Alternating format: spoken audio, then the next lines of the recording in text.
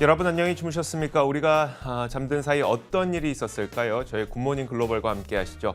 자, 지난 금요일과 일요일 사이에 어떤 일들이 있었는지 살펴보도록 하겠습니다. 자, 지난 금요일 미국 증시는요, 경기 침체에 대한 우려감뿐만 아니라 그리고 옵션 만기일까지 겹치면서 미국 증시는 3대 지수 모두 하락한 채 마감됐습니다. 자, 지난주 초반까지만 하더라도 CPI 지표가 긍정적으로 발표되면서 시장이 이제 상승으로 방향을 잡나 싶었지만 이제는 물가보다는 침체에 대한 우려가 시장에 조금 더 크게 작용하고 있는 모습인데요. 자, 여기다 연말까지 겹쳐 있다 보니까 연말 장세는 사실 좀 소강 상태를 보일 가능성이 좀 높습니다. 내년 증시도 이제 침체에 대한 우려감을 안고 좀 준비를 해야 될 것 같은데 어떤 식으로 준비해야 될지 저희 굿모닝 글로벌과 함께 챙겨보시길 바랍니다. 자, 굿모닝 글로벌 바로 시작하겠습니다.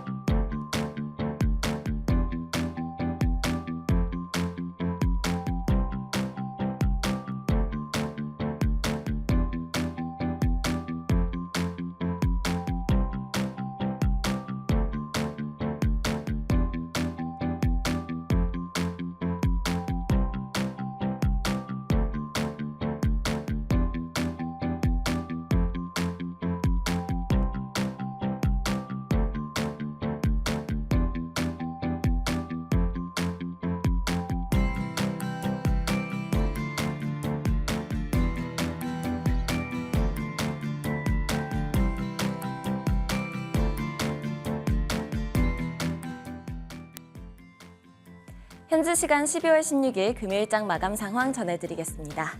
뉴욕 증시는 3거래일 연속 하락 마감했습니다. 미 연준을 비롯한 각국 중앙은행들의 금리 인상 기조에 경기 침체 우려가 커졌기 때문인데요.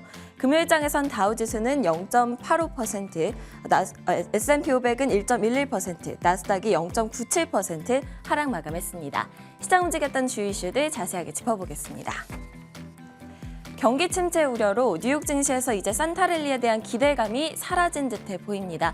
연준과 세계 다른 중앙은행들이 금리 인상 기조를 보이면서 연착륙에 대한 희망을 많이 앗아갔고 대부분의 사람들이 연말 랠리에 대한 기대를 포기하는 모습이며 앞으로 약세가 이어질 것이고 또 설령 반등한다 해도 그 힘은 강하지 못할 것이라는 거죠. 앞으로 시장이 남은 2주를 연준의 긴축 우려를 어떻게 소화하는지에 따라서 산타랠리의 여부가 결정될 것으로 보입니다. 이번에 섹터 종목별 흐름 확인해 보겠습니다.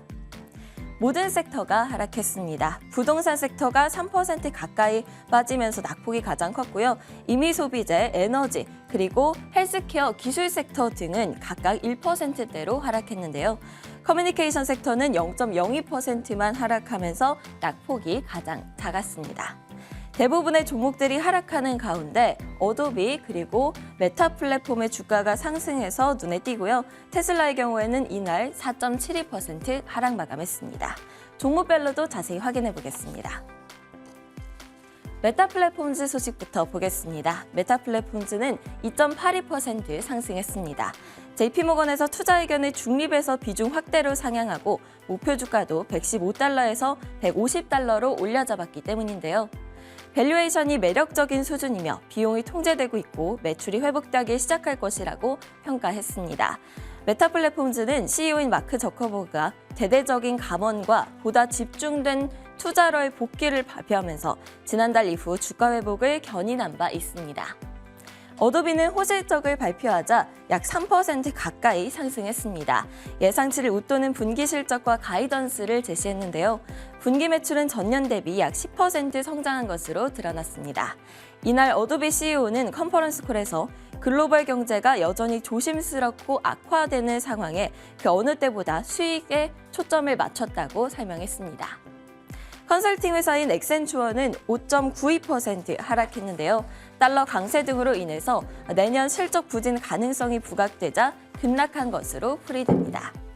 골드만삭스는 내년 초 최대 4,000명, 전체 인력의 최대 8%를 해고할 계획이라고 밝혔는데요.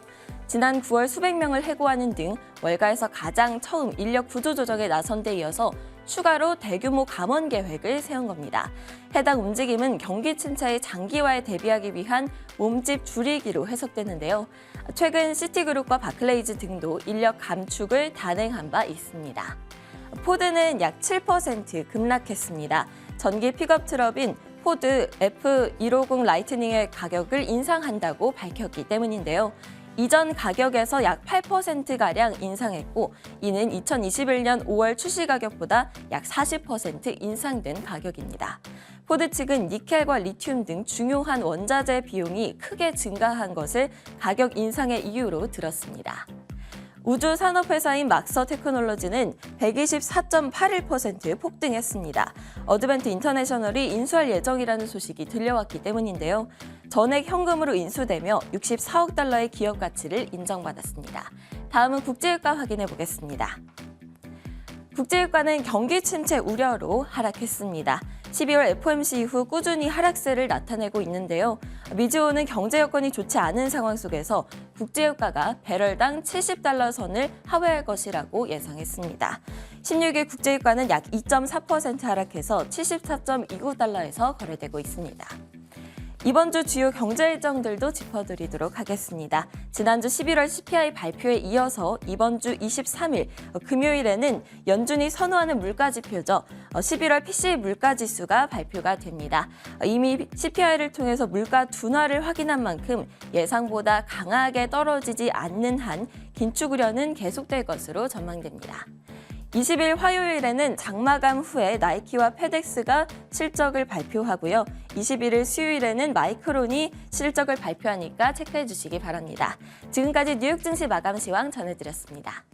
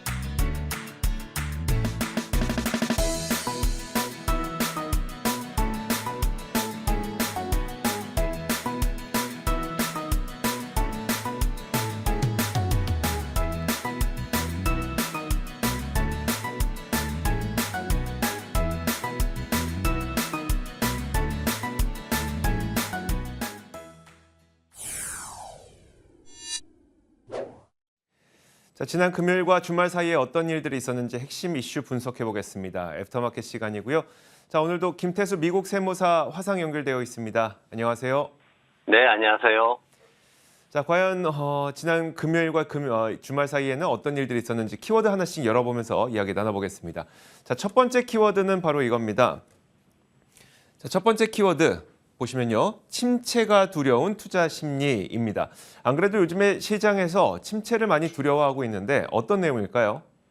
네, 그동안은 경기 침체에 대한 얘기가 있었지만은 그렇게 시장에 직접적인 영향을 미치지는 않았고요. 오히려 인플레이션이나 이런 것들이 좀 더 영향을 미쳤는데, 근데 지금 경기 침체로 인해 가지고 조금 공포 국면으로 투자 심리가 들어가고 있다. 이렇게 지금 평가가 되고 있습니다. 물가지수 나오는 거가 괜찮았거든요. 그럼에도 불구하고 연준이나 이제 다른 국가들, 유럽 쪽 중앙은행들이 계속해서 금리를 인상할 것이다라고 이렇게 이제 얘기가 나오고 있다 보니까 금리가 더 오랫동안 고금리 상태가 유지될 것이다라는 그런 불안감이 생겼습니다. 그러면서 경기 침체 가능성이 높아지고 있다 이렇게 되는 건데, 이제 플란트 모란 파이낸셜 어드바이저라는 회사에서 이제 나온 얘기가 뭐냐면은 지난주에 이제 소매 판매 데이터가 악화되면서 마치 인플레이션이나 이제 경기 침체에 대한 공포가 이제 공포 영화에 나오는 것처럼 이제 야간에 운전할 때 이렇게 백미러에 뭔가 있는 것처럼 그렇게 어떤 공포 심리를 가지고 행동하고 있다. 이렇게 지금 평가를 했고요. 경기 침체에 대한 공포가 지금 다가오고 있다라고 평가를 했습니다. 그러면서 시장에서는 앞으로 금리나 인플레이션에 대한 데이터보다는 기업 수익들의 성장성이 흔들릴 거기 때문에 이런 공포 국면이 좀 더 가시화되고 있다. 이렇게 평가를 했습니다. 그러면서 이제 경제 데이터나 이런 것들 관련해가지고 나오게 되면은 앞으로 이제 경기 침체가 어떻게 될 것이냐 이렇게 지금 해석을 계속 하게 되는데 아직까지도 기관들의 평가는 50-50입니다. 그러니까 아직 뭐 확실히 정말 온다 이렇게 단정해가지고 하는 부분은 없거든요. 그렇지만 기업 실적이 압박을 받을 것이다라는 부분에 있어서는 당장 이제 4분기 실적부터 그런 모습이 나올 것이다라는 데는 별다른 이견이 없는 것으로 그렇게 보여지고 있습니다. 이번 주에 이제 기업 실적 나오는데 표 잠깐 보시면은 이제 20일 날 화요일 날 나이키하고 페덱스 나옵니다. 근데 나이키, 페덱스 모두 지금 상황이 안 좋죠. 나이키는 이제 중국 쪽에 미국 기업들이 얼마나 수익을 내고 있느냐 하는 걸 이제 대표적으로 보는 회사인데 그다지 좋지 않고 페덱스가 이렇게 떨어진다라는 거는 물류 쪽에서도 그다지 공급망 지연되는 이런 부분들이 사실 우리가 기대하는 것만큼 크게 개선되지는 않는다라는 상황입니다. 그리고 이제 수요일 날 마이크론 테크놀로지 한국하고 이제 바로 직결되는 그런 회사가 될 텐데 지금 대만 반도체와는 굉장히 다른 모습으로 가고 있어요. 한국도 굉장히 불리한 상황으로 진행이 되고 있죠. 그래서 실적이 전년 동기에 비해 가지고 굉장히 안 좋게 마이너스로 돌아설 것으로 지금 나오고 있어가지고 이런 부분들이 굉장히 조심스럽고 라이데이드 같은 경우에도 이제 약국 체인이나 소매 유통 관련해 가지고 있는 회사인데 이 회사도 지금 실적이 굉장히 급락을 하는 모습을 볼 수가 있습니다. 그래서 이런 부분들 굉장히 주의하셔서 이번 주에 좀 대응을 하셔야 될 것 같습니다. 자, 실적 전망치도 사실 지금 별로 좋지 않은 상태이다 보니까 과연 앞으로 증시가 어떻게 흐를지 궁금한데 지난주는 일단 경기 침체에 대한 우려감 때문에 6%가량 하락했고요. 그럼 이번 주 시장은 어떻게 움직일 것 같으세요?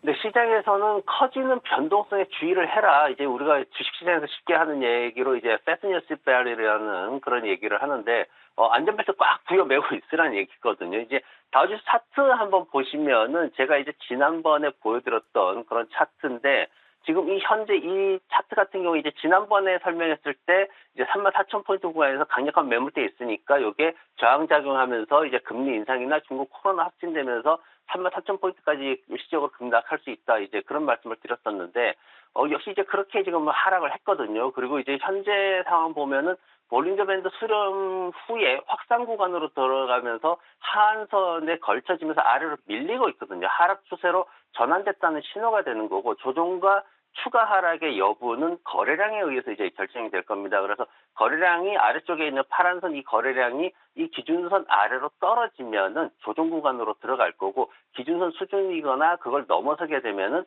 추가적으로 하락할 것으로 그렇게 전망이 되고 있어서 그다지 기술적으로도 좋지 않은 상황이고 이번 주 이제 경제 지표 관련해 가지고도 제가 표를 좀 가져와 봤습니다. 이제 월화수목금 해가지고 쭉 나오는 게 대표적인 게 주택 관련해 가지고 쭉 나오고 있습니다. 부동산 건축 지표들 같은 경우에는 하락을 하게 되면은 원래는 인플레이션이 하락 안정화될 것이다. 이제 이렇게 긍정적으로 역할을 해야 되는데 지금은 투자 심리가 악화되면서 소비 위축으로 연결이 되면서 경기 침체 과정으로 인식되는 그런 부정적인 영향을 미치고 있습니다. 그리고 주 후반에 기업 이익 부분하고 내구재 주문도 역시 하락할 것으로 그렇게 나타나고 있는데 특히 이제 기업 이익 같은 경우에는 전년 동기에 보면은 2분기에 보면은 6.2% 정도 상승했었는데 이번에는 간신히 마이너스를 면하는 0.2% 수준으로 예상이 되고 있습니다. 그래서 굉장히 주의가 필요하고 또 하나 이제 내구재, 듀러블 오더라는 이 내구재 같은 경우에는 6개월 이내의 경기 흐름을 우리가 반영을 할 수가 있습니다. 그래서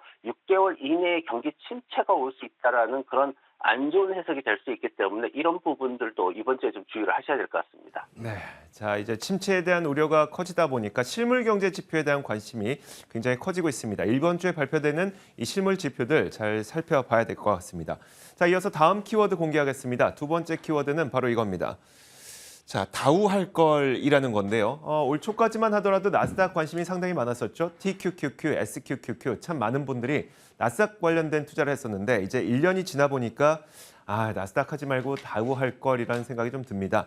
자, 일단 지금 표를 한 가지 보여드리도록 할 텐데요. 지금 이 표는 나스닥에 비해서 다우가 얼마나 상대적인 수익률이 좋았는지를 보여주는 겁니다. 그래서 위에 올라가 있는 파란색 바 그래프가 다우 지수가 나스닥보다 수익률이 좋았다는 걸 보여주는 거고요. 반대로 아래로 내려가는 빨간색 바 그래프는 나스닥 지수가 다우보다 더 좋았던 해를 보여주는 겁니다. 지금 보시면 올해는 다우 지수가 나스닥에 비해서 훨씬 더 좋은 수익률을 기록하고 있습니다. 나스닥에 비해 거의 22% 넘는 수익률을 좀 보여주고 있는 상태인데 이게 2000년대 이후 처음으로 거의 22년 만에 처음으로 다우 지수가 나스닥 대비 상대 수익률이 이렇게 좋았던 해가 거의 22년 만에 처음 다가오게 된 겁니다. 자, 그럼 다우 지수가 무엇 때문에 좋았을까? 섹터별로 살펴보자면 당연히 에너지 섹터가 좋았겠지라고 생각하겠지만 전체적으로 보면요. 에너지보다 더 좋았던 데가 있습니다. 바로 헬스케어 섹터인데요. 살펴보시면 물론 가장 수익률이 좋았던 거는 쉐브론입니다. 그래서 에너지 섹터가 좋았던 건 사실이긴 한데 그것보다도 2, 3, 4위에 올라와 있는 종목들이 모두 다 헬스케어 종목들입니다. 암젠, 유나이티드 헬스, 머스크 모두 다 헬스케어에 속한 종목들이고요. 자, 트래블러스는 이제 보험주인데 이 보험주도 다우 지수의 상대 수익률 강세를 좀 이끌었던 측면이 있습니다. 자, 이런 걸 총 종합을 해보면 당연히 에너지가 좋긴 했습니다만 결국 올해 만약에 헬스케어 종목들을 들고 있었더라면 나스닥의 하락을 훨씬 더 크게 방어할 수 있었던 그런 포트폴리오가 아니었을까 싶습니다. 자, 이런 가운데 이제 내년에 또 침체에 대한 우려까지 있다 보니까 침체 시기에는 이런 헬스케어 종목들이 또 선방하는 경우가 있어서 과연 내년을 준비하는 차원에서 헬스케어를 갖고 가는 것이 좋을 것인지 뿐만 아니라 헬스케어 가운데 월가에서 관심 갖고 있는 종목은 무엇인지도 궁금하거든요. 어떨까요? 네, 지난번에 한번 헬스케어 쪽 관련해가지고 얘기를 했습니다. 이제 2023년도에 경기 방어적인 성격으로 어느 쪽으로 들어가냐 했을 때 이제 에너지 헬스케어가 대표적인 업종이다라고 그때 봤었는데, 제가 이제 헬스케어 쪽에 대해서 말씀을 드리면 헬스케어 쪽에서는 산업별로 좀 선별을 해야 되는 그런 문제들이 있습니다. 왜냐하면은 헬스케어 업종 내에서 이제 헬스케어가 6개의 산업으로 그렇게 분류가 됩니다. 그래서 제가 이제 표를 하나 만들어 봤는데, 이게 이제 3년 이상 주가 상승률에 있어서는 6개 산업 중에서 이제 4개 산업이 시장 수익률보다는 높습니다. 그러다 보니까 전반적으로 괜찮다라는 평가를 할 수가 있습니다. 그러면서 최근 1년 동안 S&P 500보다 하락한 산업이 라이프 사이언스 툴스라는 곳하고 이제 헬스케어 장비 쪽하고 2개만 이제 좀 하락한 그런 모습 보였고, 그러면서 이제 지수 방어적 성격으로 이제 좀 투자를 그럼 6개 중에 뭘 해야 되느냐 봤더니 바이오테크 쪽하고 헬스케어 프로바이더라는 게 있고 그리고 제약 쪽이 있습니다. 이제 바이오테크라는 거는 최근에 기술, 첨단 기술과 바이오가 접목되는 이슈들이 좀 많은 기업들이 있습니다. 몇 개 그렇게 많지는 않은데 그래도 몇몇 기업들이 굉장히 좋은 성과를 보이고 있고, 그리고 헬스케어 프로바이더라는 거는 이제 보험이라든가 처방전 관련해가지고 다양한 IT 서비스를 제공하는 게 굉장히 경쟁이 치열해지고 있습니다. 그래서 이제 그쪽 분야가 이제 병원이나 이런 쪽에서 많이 소비되는 모습을 보이고 있기 때문에 또 긍정적이고요. 또 하나는 이제 제약 쪽. 지금 사그라들지 않는 코로나 공포, 이거 굉장히 또 다시 겨울철 오고 이러다 보니까 다시 한번 또 상승할 수 있다. 중국이 너무 급증하게 되면 또 다시 상승할 수 있다. 이제 이런 얘기가 나오고 있어서 이렇게 바이오테크와 헬스케어 프로바이더 그리고 제약, 이 3개 섹터에 대해 가지고 좀 관심을 가질 수가 있고요. 그래서 앞으로 이제 경기 침체가 온다라는 말이 나오면 나올수록 더 많은 관심이 이동이 될 거고, 그리고 관심이 높아지면 또 수급에 의해서 주가는 상승을 할 겁니다. 산업별로 좀 선별하셔야 되고, 그리고 시장에서 이제 얘기를 하고 있는 종목들은 거의 한 2-3개 정도 종목으로 집중이 되고 있습니다. 뭐냐면 머크하고 이제 유나이티드 헬스라는 정통적으로 미국 시장에서 경기 방어적으로 안정적인 성향을 보여줬던 유나이티드 헬스라는 회사는 정통적인 기업이고요. 그리고 최근에 이제 머크 같은 경우에는 굉장히 안정된 수익을, 성장성을 지속하고 있다는 평가를 받고 있기 때문에 시장에서 굉장히 많이 주목을 받고 있습니다. 알겠습니다. 자, 월가의 관심 종목들까지 살펴봤고요. 이어서 세 번째 키워드 공개하겠습니다. 세 번째 키워드는 바로 이겁니다. 연쇄출몰 코인 시장인데요. 일단 비트코인 가격은 그래도 바닥을 좀 잘 다지고 있는 것 같거든요. 하지만 사건이 터지고 또 진행되는 상황들을 보면 정말 파산 신청하는 기업들도 계속 늘어나고 있고요. 그렇습니다. 어떤 내용일까요? 네, 최근에 이제 FTX의 뱅크 오브 프라이드가 이제 그 이슈가 있었습니다. 지난 주말 동안에 이슈가 나왔던 게 이제 오늘 밤에, 한국 시간으로 오늘 밤이죠. 오늘 밤에 미국으로 인도되는 재판을 받을 거다. 이제 이런 이슈가 있었는데 지금 FTX의 충격적인 그 붕괴 이후에 이 FTX에 대해서 정말 코인 업계의 뭐 금융위기, 2008년도 금융위기 그때 리먼 브라더스 사태를 이제 빗대어서 말하기도 하는데 바이낸스에 이제 지금 균열이 나타나기 시작했다라는 우려가 지난 주말 동안 굉장히 크게 이슈가 됐습니다. 바이낸스가 지금 미국 법무부의 조사를 받고 있는데 암호화폐 거래소들의 모럴 해저드가 굉장히 심각하죠. 이런 상황에서 신뢰가 무너지고 있다라는 평가가 계속 오고 있고 심지어 바이낸스 CEO는 직원들한테 이제 불황의 시대가 올 거다라고까지 경고를 했습니다. 지금 로이터에 따르면은 FTX에서 지금 보면은 어떤 상황이 있었냐면은 40억 달러 이상의 사용자 자금을 이체하는 불법적인 이체가